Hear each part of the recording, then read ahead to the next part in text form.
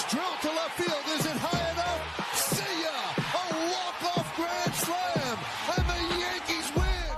And he drives one to right field over toward the line. Long run for Laureano, and he home runs it, and the Mets win the ball game.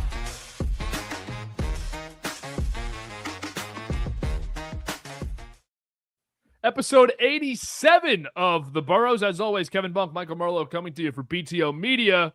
And today, we got to talk a little Pete Alonso going to the Orioles. I was just sitting at the dentist at about 12:30, and my phone's going off the hook. It's this guy in the handsome sweater calling me to tell me Alonso's an Oriole. Can't even believe it. Didn't have it on the radar. Thought it would be Boston. Thought the Mets would be second, as did everybody else in the world. Baltimore comes out of nowhere. And, Mike, you lose one of the best, maybe the best homegrown hitter, second best homegrown hitter in Mets history. What are your thoughts right now? Yeah, I agree. It didn't seem as though it was going the Mets' way for a little while here with Alonso, that it was going to get uncomfortable in terms of the years and the money, especially after Schwarber. But, yeah, it sucks. Like, I was just in the shower, and I was thinking about the fact that, this is probably my second favorite athlete of all time, third favorite athlete of all time. Like Eli 1, David 2, Pete 3. Wow. But it was different with Pete because I was old enough to clearly remember the start of Pete's career. Mm-hmm. So, that's why it's different than the other guys. Yeah, and it's sad. To think about this guy, he's now going to be wearing a different uniform. It's really sad, man. It's sad. It is. And I just can't believe that Baltimore is the team. I can't wrap my head around it still. I knew that they wanted to spend. That was obvious that they wanted to add at least one high AAV player. I didn't think it would be a 5-year deal. Second largest contract in Orioles history behind Chris Davis, 7-year, I think $167 million. And that worked out great for Baltimore. Yeah. But the Mets didn't even offer him. What'd you think of that? Yeah, it's not surprising. It's not surprising that the Mets did not offer him. David Stearns, we talked about it yesterday. When they lose Edwin Diaz, he draws a line in the sand with certain players, no matter if they are fan favorites, no matter if they've been here their entire careers, no matter if they're incredibly productive players. Whatever value David Stearns, King Stearns, has for him, that's where David Stearns stops. And clearly, 4 or 5 years for Pete Alonso was not in his cards, and he didn't want to offer him a contract. It is a joke. You have the richest owner in the sport for reasons like this, even if it's a bad contract. If there's any owner to survive bad contracts, it's Steve Cohen. And Pete Alonso, yes, this is a bad contract. I'm not saying it's a good contract, but this is a homegrown guy that could have been the greatest Met of all time. And sometimes you just have to bite the bullet, even if it was, and this isn't even this situation. It's last season, right? It's earlier this offseason where you could have avoided this. That's why I'm pissed. Absolutely. And of course, if you're a Mets fan, if you're an Orioles fan right now, you want to talk about your thoughts on it, drop a comment. We'll get to you. The 5 years of this is about what I thought he'd get from Boston. I don't know what we drew it up at last week. I have it written down here somewhere. But when we did the predictions episodes, we had Alonso at a set contract, and I had him at, I have no idea where it is now. But I think it was like 4 maybe for 120 or 5 for 125 or something like that. 5 for 155. It's a lot for Pete.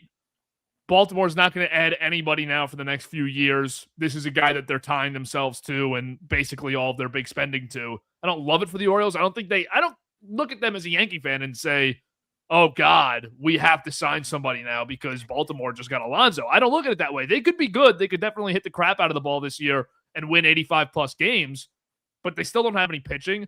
Weird target for the Orioles. They have Helsley. Come on. That's big. They added him. Oh, my bad. Helsley.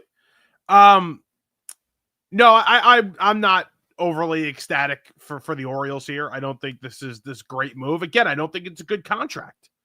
So that's like where I stand here. Like, it's not a good contract, but if you haven't given out big contracts in the past and you have the money to spend, and this is a new ownership group that has not lived up to the hype, then this is a deal you could give out.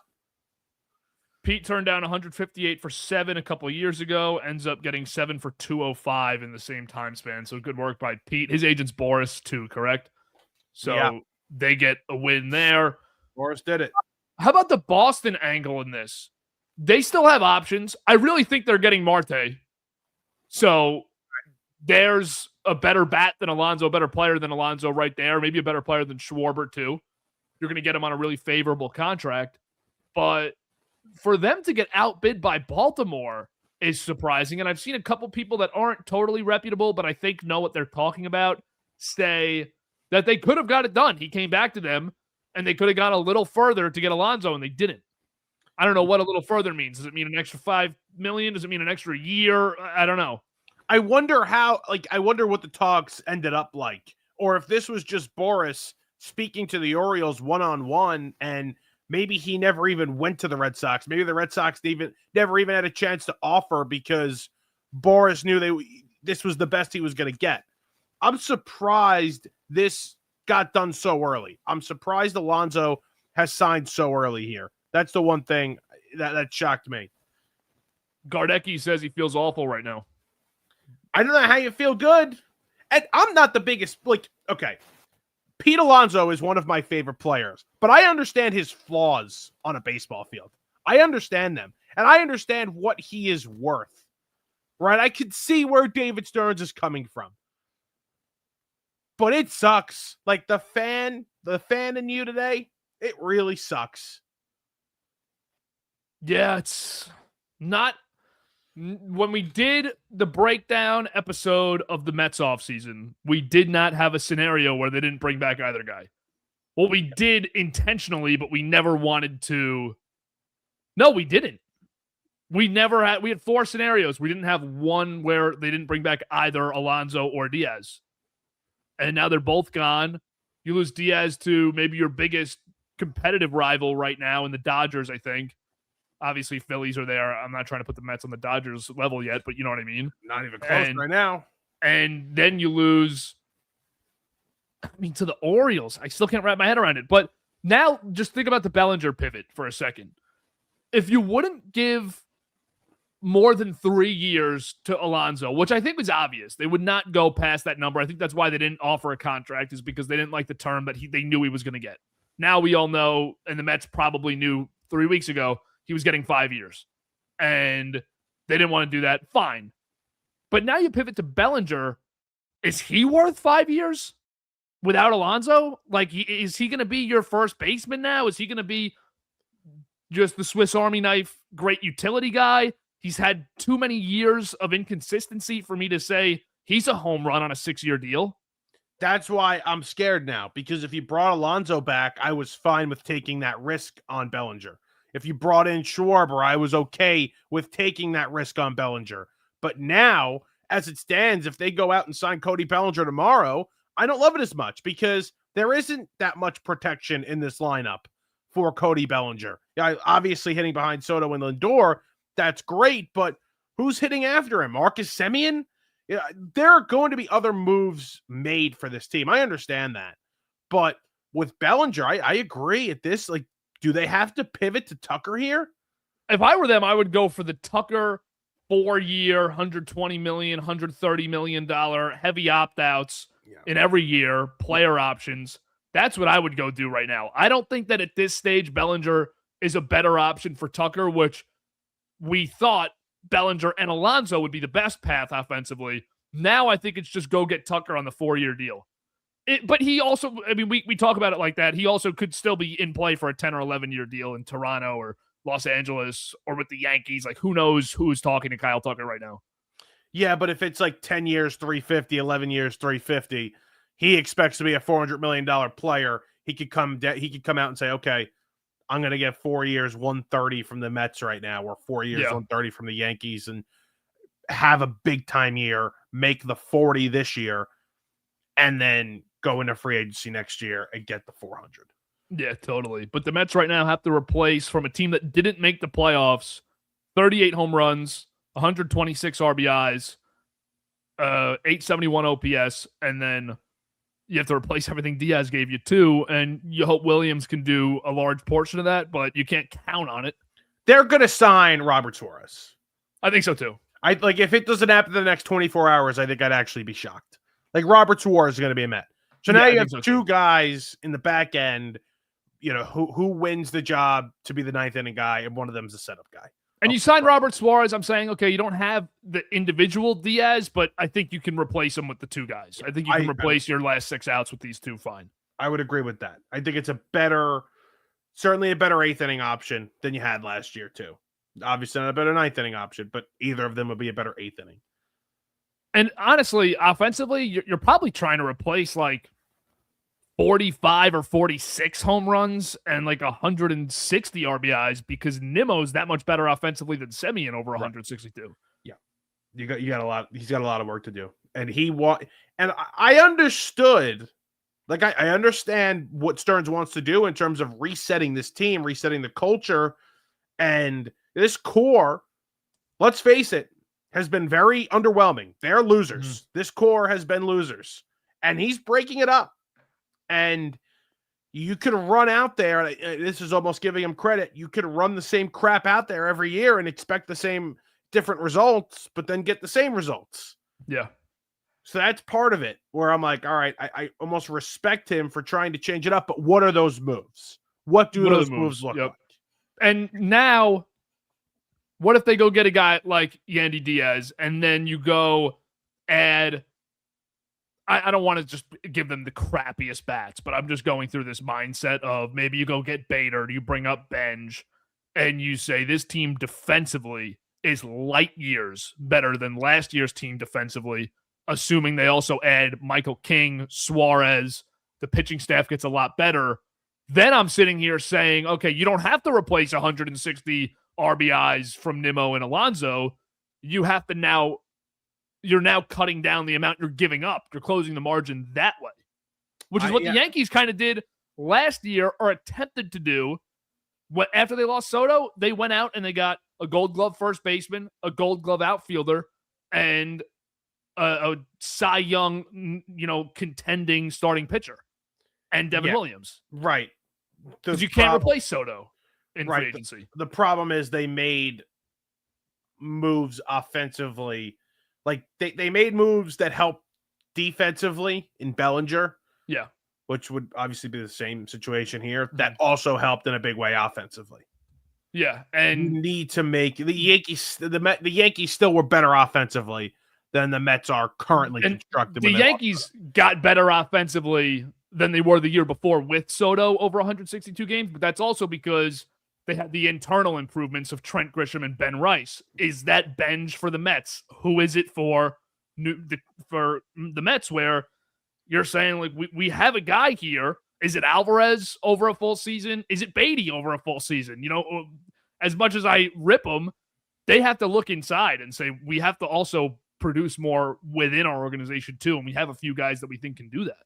But that's not like you're competing for a World Series. Is that something you could seriously count on and bank on? No, you can't, but it's also maybe I sit here right now and I'm going to say if they had Bellinger and a first baseman like Diaz, because we've mentioned him so many times over the last few weeks, they're not winning the World Series anyways.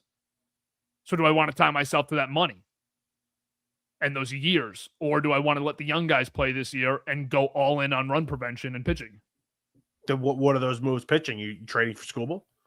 Even if it's not Skubal, is it Freddie Peralta?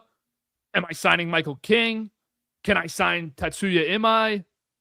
There's a lot of starting pitching options this offseason. Plus, if you don't trade for Skubal, you're saying I'm going to get internal improvement from, two of McLean, Sproat, Tong. I'm probably trading one of those three.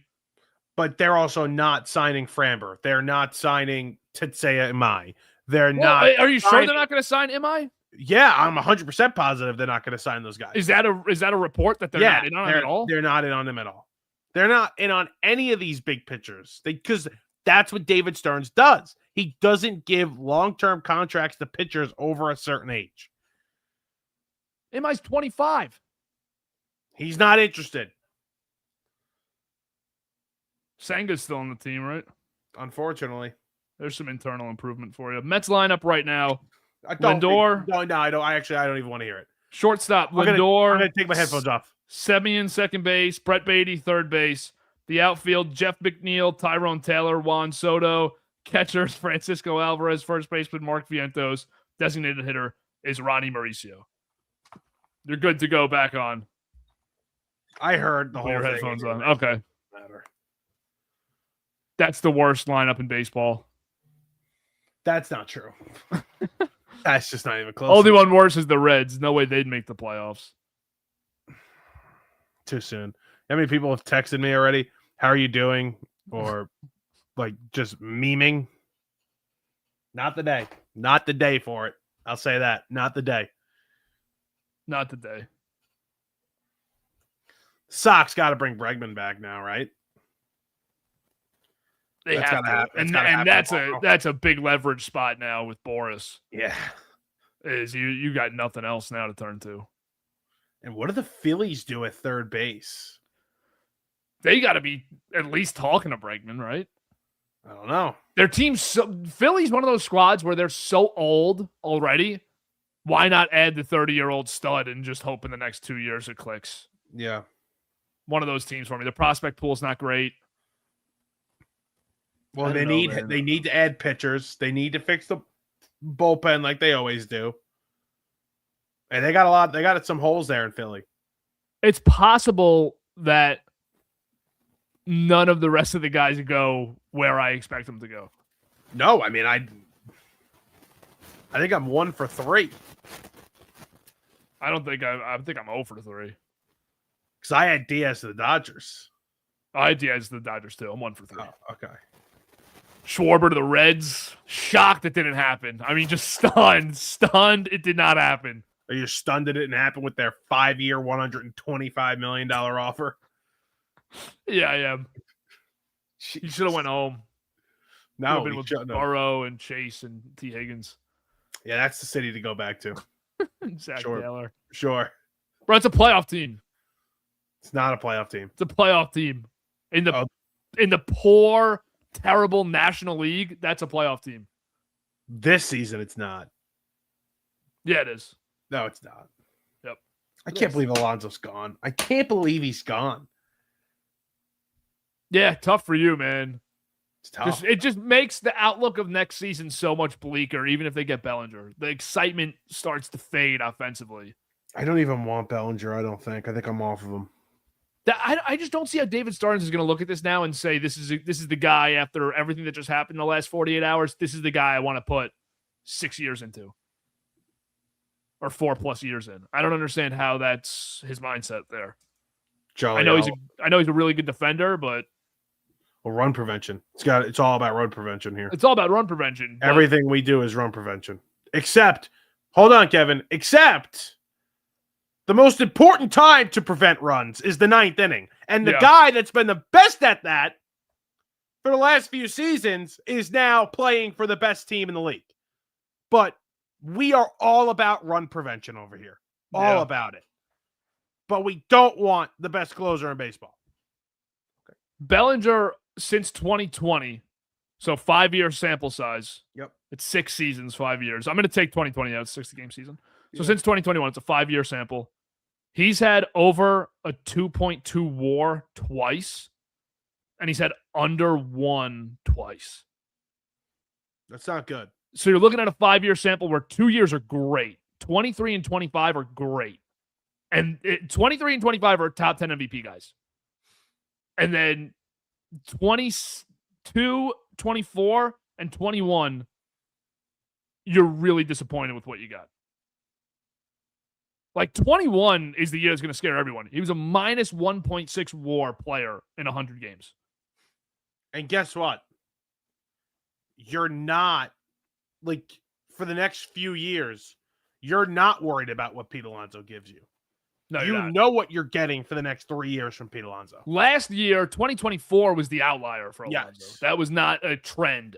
Now Bellinger has a little bit of a trend of being, when he's bad and inconsistent, which he's frequently inconsistent, he's terrible. And he doesn't field well either. Like everything is down in his bad years. Like Alonso is giving you anywhere from 35 to 40 home runs a year. The batting average may not be where you want it, but it's going to be anywhere from 240 to 260.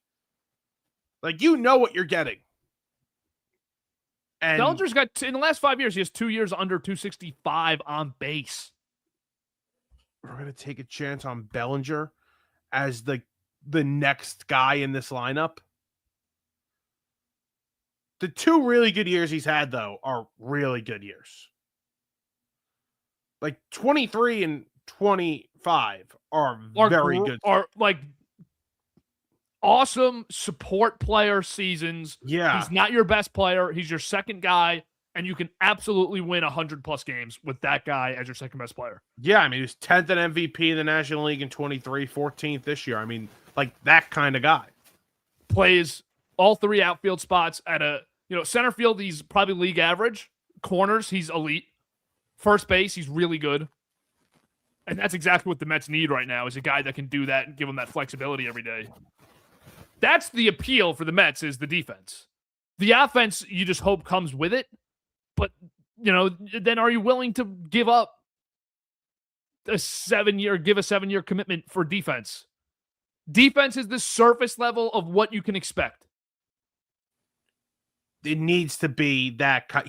If you're giving him 7 years, $160, $70 million, whatever it is, he's got to have seasons at the very least like he did last year. He does. And now I think him being a lefty, he's got good reverse splits. Him being a lefty could maybe be a lesser fit for the Mets too than Alonso. I don't know. I just don't. I've said it before today. I didn't like him. I didn't love him here without Alonso. I liked both of them. And I know you understood that from my point of view, but I liked getting both guys. Now, I don't even know how you say this out loud. I'd almost make it like a transition year. Can I see what I got in all of my young guys? Offensively, I have Soto. He's young. I'm not worried about wasting his prime or anything right now. But I got to see what I have in Benj. If I'm not trading Williams, I want to see what I have in Williams. I'm getting rid of McNeil. I want to see Beatty. I want to see Mauricio as many times as I can. Punt year. You're suggesting a punt year. But 2024 was a punt year for the Mets, and they went to the NLCS. But that was different. That was completely different because Stearns was taking over a mess. If I'm Stearns and I'm here long term, I want to see what I have in these young guys. I don't want to commit to Bellinger for 6 years right now. But I could see what I have in these young guys with also committing to a corner outfielder. I would go for Tucker. I could start Benj in center field. After today, I'd go for Tucker. I just wouldn't do it with Bellinger. I'm saying if it's between Bellinger and the young guys, I'd prefer to do that. Bellinger in a different route or a non-long-term commitment. Whether it's young guys, whether it's a veteran corner outfielder that you bring in on a 1 or 2 year deal, I would just rather go that route than the route of, I'd rather have Stephen Kwan right now than Bellinger. Yeah, it's a little insane. I'd rather go trade for him. He's giving me elite Gold Glove defense, and I can build around him understanding what I have for 1 or 2 years. I'm not making any long-term commitment to him. There is absolutely no way in hell should Kyle Tucker be asking for more than $320 million. No, I'm looking at his baseball reference page for the first time in a while. There is no chance in hell this guy should be asking for more than what Corey Seager got from the Rangers. No chance in hell. I'm going to pull it up right now. Are we serious with the season he ended up with last year after being a top 3 MVP guy for half the year? If I'm the Mets, I'm sitting here. I'm offering Kyle Tucker 4 years, heavy money, opt-outs every year. 160. 4 years, 160. And I'm telling him, you're not getting the $400 million you want. Your market is not where you expected it to be a year ago. You have to commit to this. It's the most money. It's all player options. And it's a perfect scenario for both sides. Come hit with protection. You're going to hit third in this lineup. behind two really good hitters. We're going to get a good hitter behind you too. And you are going to be in a good position to go post-lockout and get a big-time contract from somebody who wants to spend after the next CBA. Now, and I love that. You do that, and now I go trade a couple of prospects, nothing massive. I bring Diaz in. And now I have my first baseman, and now I have somebody hitting. You know, I don't know how I would do the lineup. I think I'd probably do it Lindor, Soto, Diaz, Tucker, right? Yeah, that's what I would do. Or even Lindor, Soto, Tucker, Diaz. I don't care too much about the lefty, Soto. Okay. Tucker. So I would do that then. Simeon, Beatty, Alvarez, Benj. That's it. Who's DHing? Oh. Vientos, Mauricio. Or, you could sign a DH too. Yeah. Money's optional. Is it? Yeah. Is that what we're seeing? Well, no, it's not what we're seeing. Okay. Breaking news. I am all in on Kyle Tucker. I thought you were going to announce the signing when you said breaking news. For a short-term deal, though. Short-term. I do not want Kyle Tucker for more than 5 years. Have you seen the concerns about how much does he love baseball? Yeah, I don't care. I don't care as long as it's not true. Lindor likes coffee more than he likes baseball. We're good. All right. Alonso is an Oriole. Any other thoughts here on the winter meetings in the Mets day today and what they'll be doing going forward? No, I have no clue. I'm scared. I want Skubal. I think they're going to get Bellinger. After everything we just said and why I wouldn't. Freaking do. I think they're going to get Bellinger. I think they're going to add a starting pitcher. Totally different team. Well, knowing who you're a fan of, the fact that you think it's going to be a punt year, it makes a lot of sense. Yeah, that's just you. How could you say that? It's punt year. You're all in World Series year where you declared them the best team in baseball on June 1st. They didn't even make the playoffs. They didn't even win 84 games. Bunk thinks it's a punt year. At least I didn't say it was a punt year. At least I have a nice sweater on today. Sweater sucks. It's a top tier sweater. Your sweater sucks. Come on. All right. We'll see if there's any more news, but we'll jump on live somehow. Some people from BTO will be live if there's any more news. Appreciate you guys listening. Episode 87 of The Burrows. And we will be back tentatively whenever somebody signs. Week's moving a little slow, but Pete Alonso's an Oriole, and that is absolutely insane.